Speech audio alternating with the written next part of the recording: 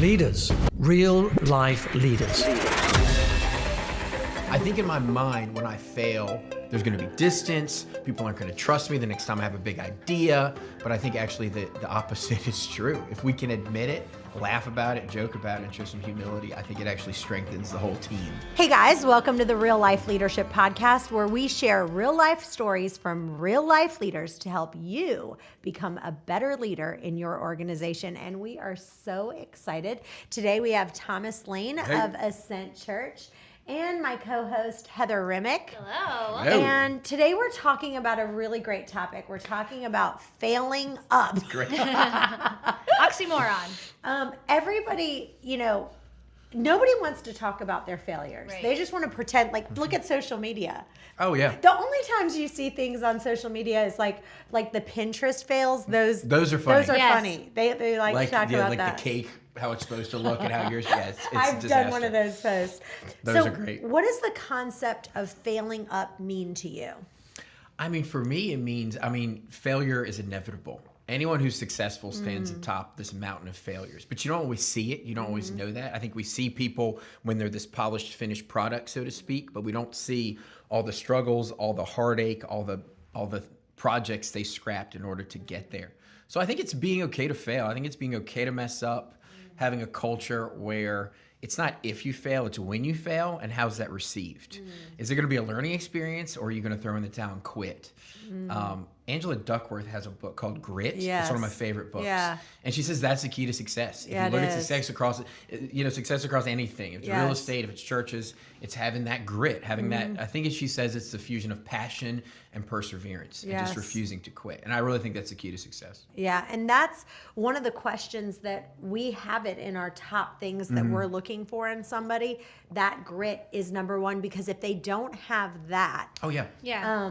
Like when we're interviewing someone, it's easy for someone to be like, I've done all of these things, right? Yeah. So we specifically asked them, tell us a time that you have failed at something. Yeah, it's and a how good did you question. react to it? Yeah. Or what was the lowest time in your life and how did you get out of that? Because you want to see how someone's going to react in that real life situation. She studied, I think she studied West Point, like first year students at West Point. And it's something crazy, like half of them drop out or 25% of them, something crazy. And they're all brilliant.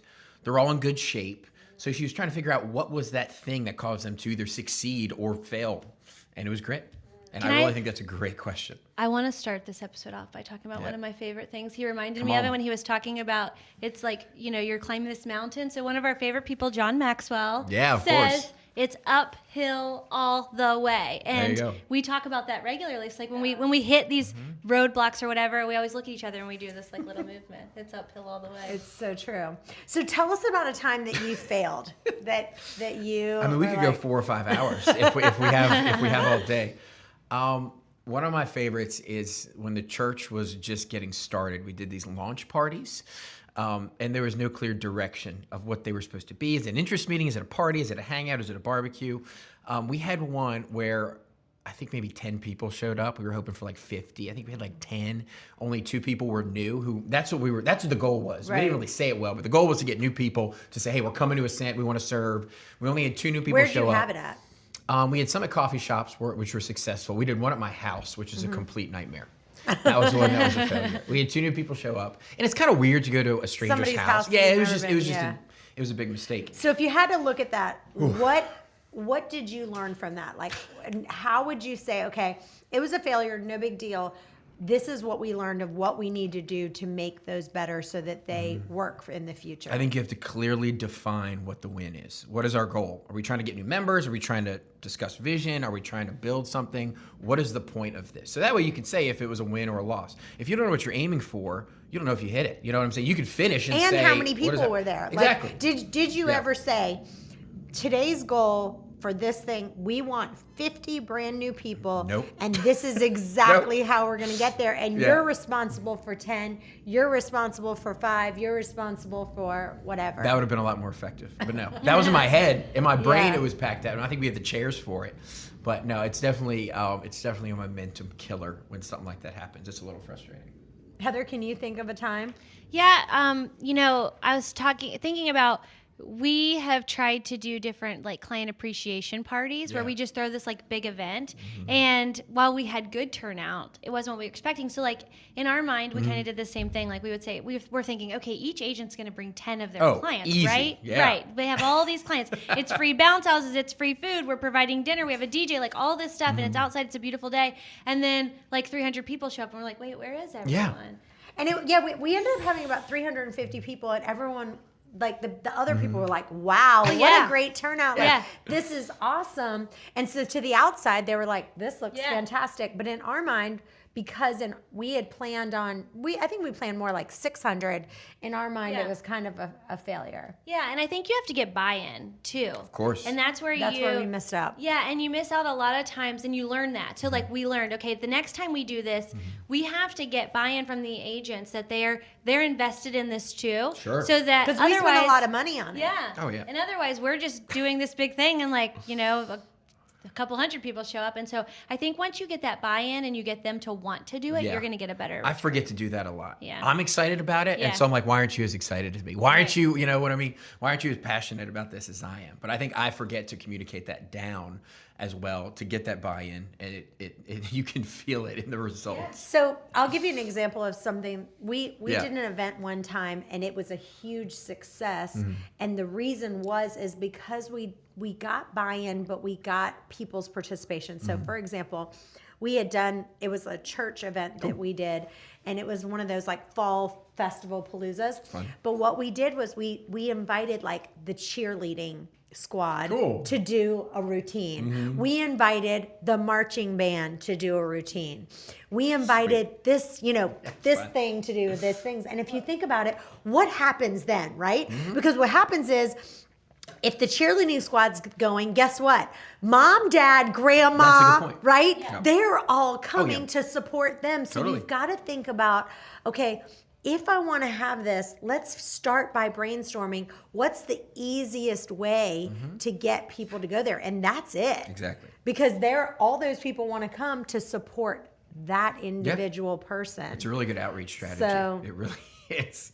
So why do you think that we are so scared to fail? And not only to fail, and to be open about it. Because here's the thing, it's funny because even on some of these leadership podcasts, I love the leaders that just can really laugh about it. Yeah, it's healthy, and I go, think. yeah, this was a total goat screw. It was terrible. And you laugh about it. And that's one thing I feel like we do here all the time. We do fail, but we laugh hysterically about it. And that's what makes it. It's strange because I think deep down, I think I'm going to look like an idiot. I think people are going to not want to follow me anymore or not trust me or whatever. I think it's Craig Groeschel who always says, he says people admire your strengths, but they connect with your weaknesses. And I think that's why you like when leaders say that, because you connect with them. You're like, he's human, she's just like me. And that actually creates more buy-in. I think in my mind, when I fail, there's going to be distance. People aren't going to trust me the next time I have a big idea. But I think actually the opposite is true. If we can admit it, laugh about it, joke about it, and show some humility, I think it actually strengthens the whole team. Well, and it's not only that, but it's really getting into detail. I'd listened to a podcast, and she was talking about how, she went through a divorce and she got really sick, but she was so vague about it. She didn't tell any of the details, and it made you not be able to relate as much to what she was talking about. Wow. And that is another piece, is that when you fail, you have to be able to really dive in and go, okay, like after that launch meeting, right? Let's talk about that. Yeah. So what would that look like? Like a great leader would come in after that launch meeting and say, okay, guys, that was a complete disaster, laughing about it, right? But I just appreciate you guys so much. How can we grow? So I want to hear your pep talk. What would be the talk that you would give them after that launch party? Right at this, so right now it would be very different. At that point, I think what I was thinking of quitting. I think there was probably 2 or 3 points in the launch phase, which was this year-long process before you launch, where I honestly I shut the door, I got on my computer, and I looked up church jobs. Not even kidding. And I was like, oh, there's a youth pastor job. I wonder if I could do that. Or there's a group.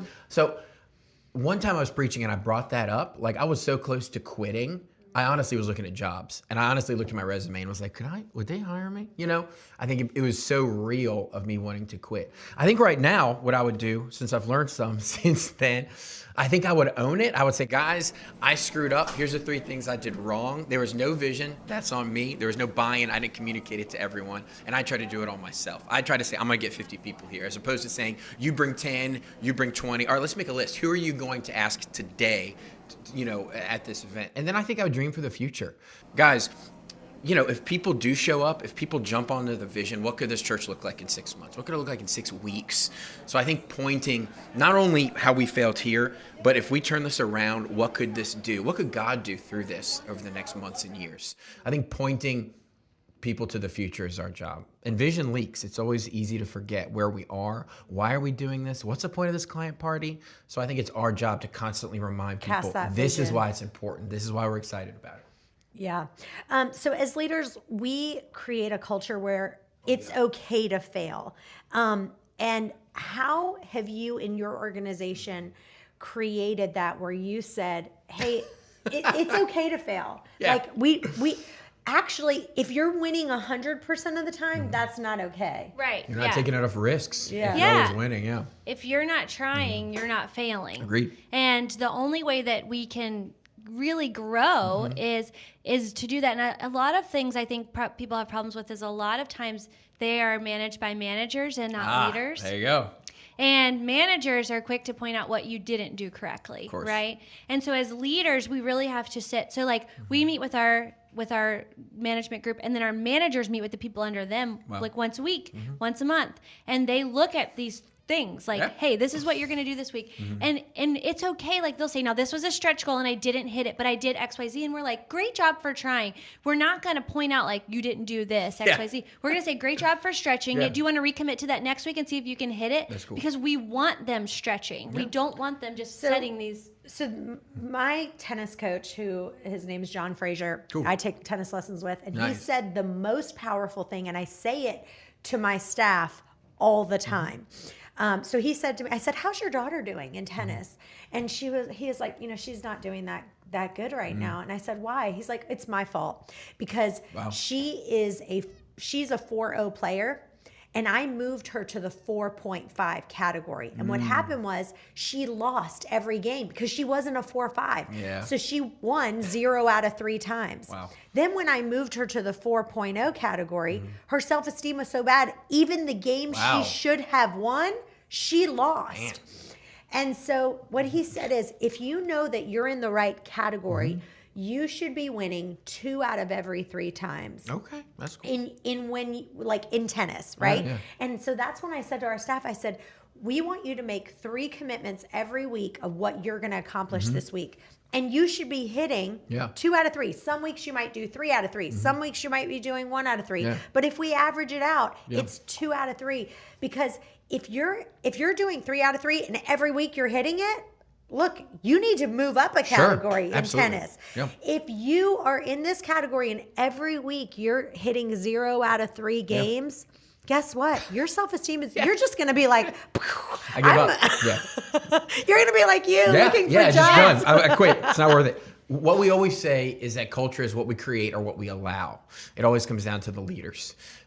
If something is happening, if people aren't taking risks, I have to look in the mirror and say, I did something which dissuaded them to do so. If people are taking risks all over, then that's something I did as well, which is cool. But it really comes down to us, how we lead. This is a weird example, but I'm just going to throw it out there. If you have a toddler, when they get hurt, when something happens, the first thing they do is look to their parent. And they say, should I be mad right now? Should I be crying right now? And I've noticed if my kid falls and looks at me, and I'm like, oh, then he starts crying and screaming. But if I look at him like, dude, you're fine. It's okay. Let's get back up. Like, let's get back in the game. He doesn't cry. I think our staffs look to us as well in the sense of, are you going to yell at me? Are you going to chew me out? Are you going to celebrate it? So I think, and people talk. People talk at the water cooler. If someone takes a risk and we hammer them, everyone's going to know about it. And the whole organization is going to be slower to do that. But I think those little moments, it's really, really important how we respond. Because people know if we're just being phony. Well, but if we're authentically picking them up, coming alongside them and helping them and encouraging them, I think we have a healthy culture. So I want to give you an example, and then I want you to give me an example back that piggybacks off of that. Yeah. And somebody in Bible study was like, oh, that's what we say in the military all the time. We're like, I'm going to piggyback off that. Yeah. I'm going to piggyback Do off it. that. So now I got that. Come on. So one time we had this assistant that I had, and she said, like, everything, not Allie. Allie's fantastic, by the way. This was old, before Allie.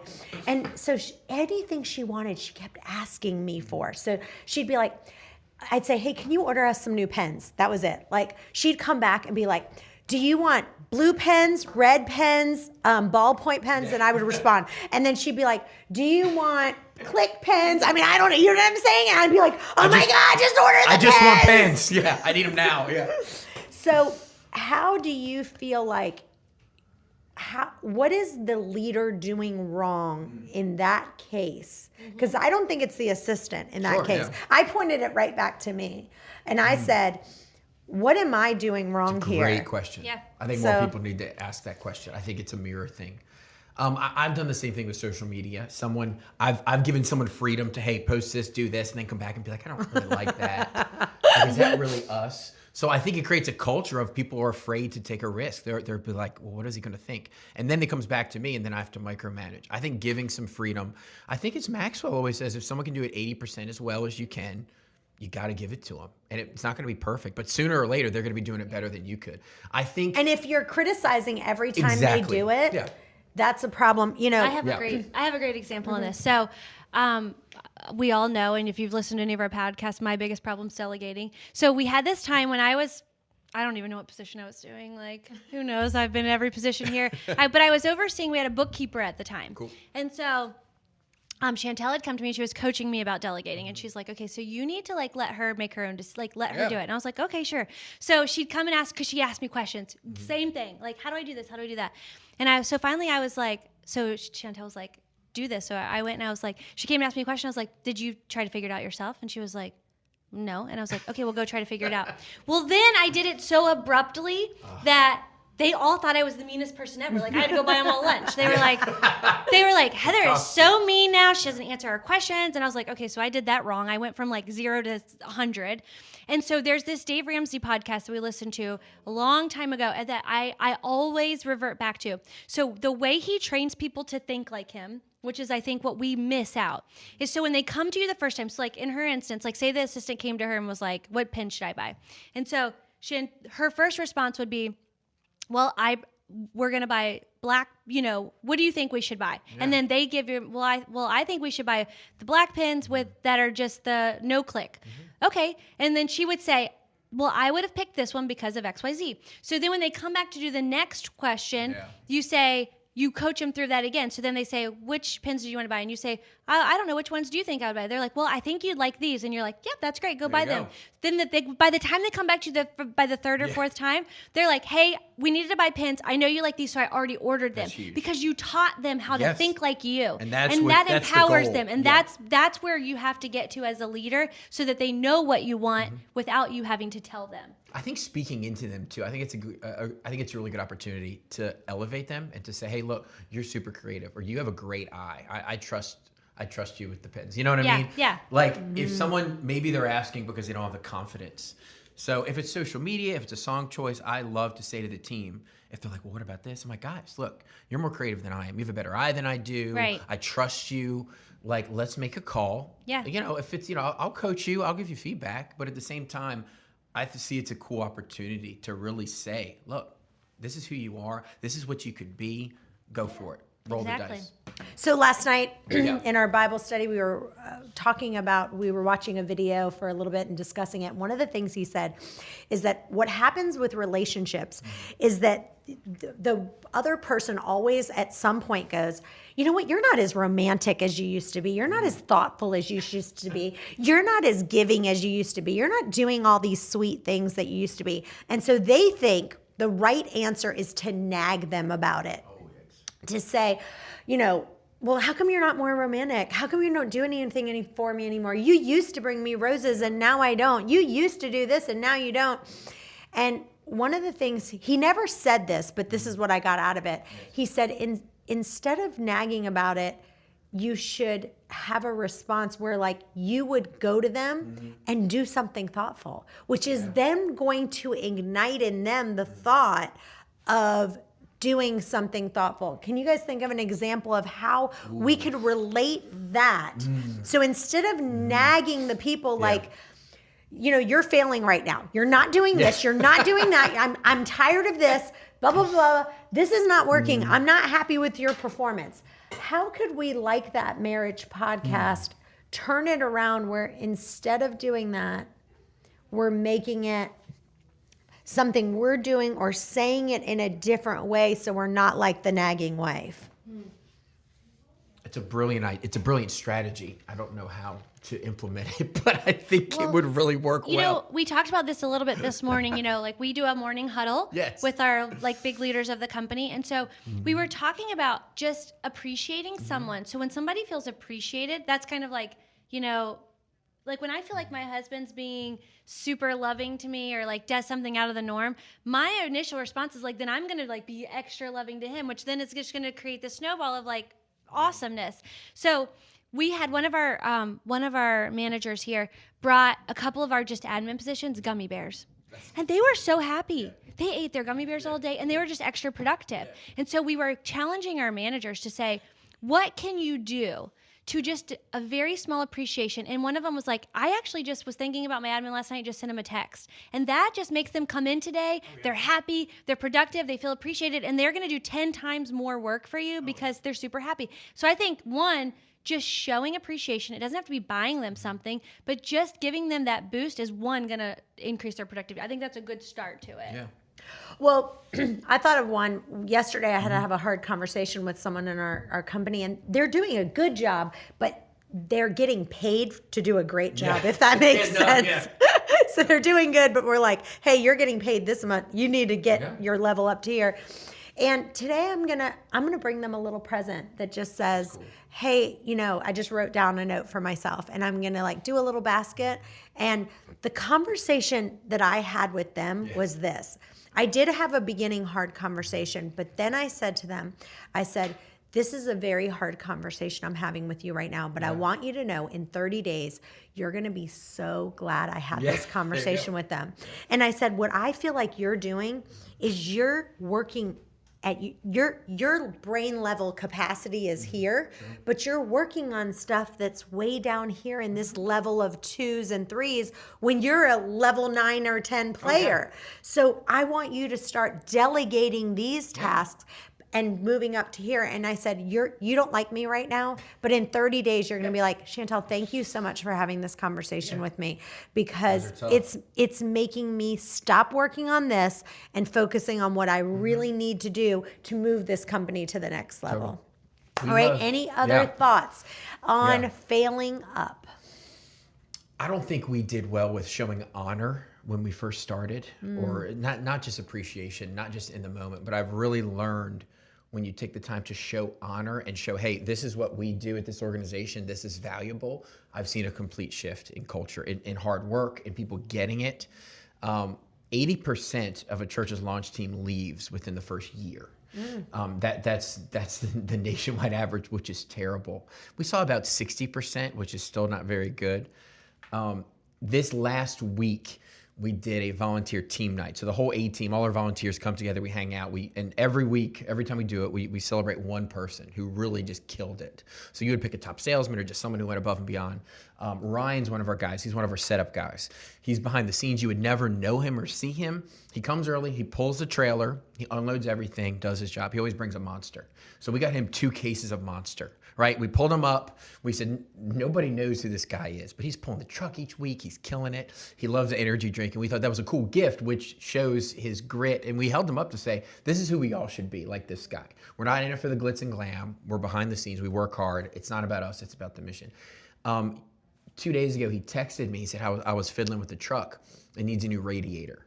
I don't know anything about cars. I was like, and this is the truck that pulls our trailer each week. It's a pretty integral part of the organization. If you don't have it. And I'm like, what does the radiator do? Like, is that, like, do we need it now? He said, well, I went by the store. I picked up a new one. I just installed it.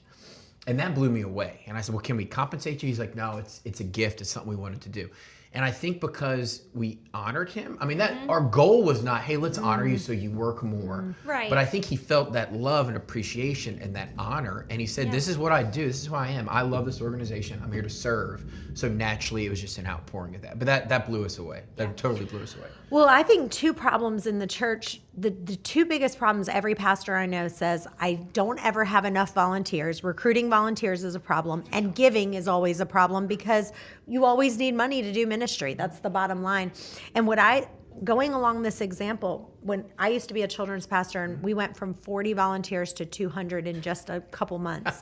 And but here's what I did. I said, I didn't go up there. This is what drives me crazy.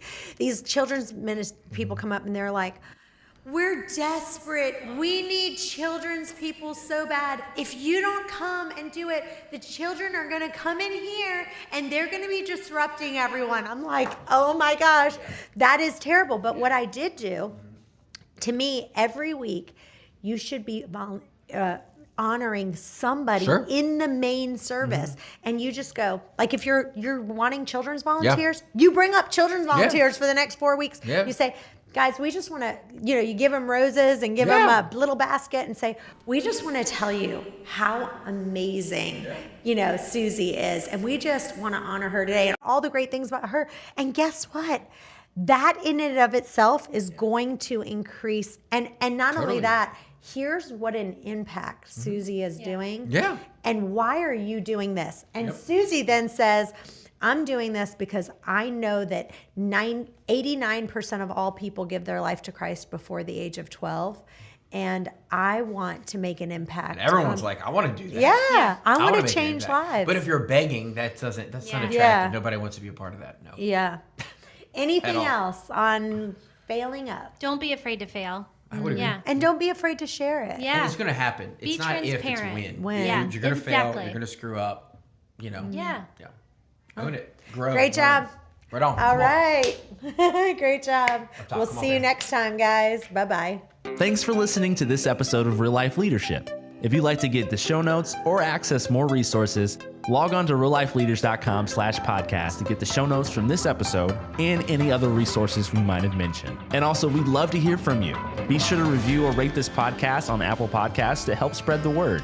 And if you have any leadership questions you want answered, email podcast@reallifeleaders.com.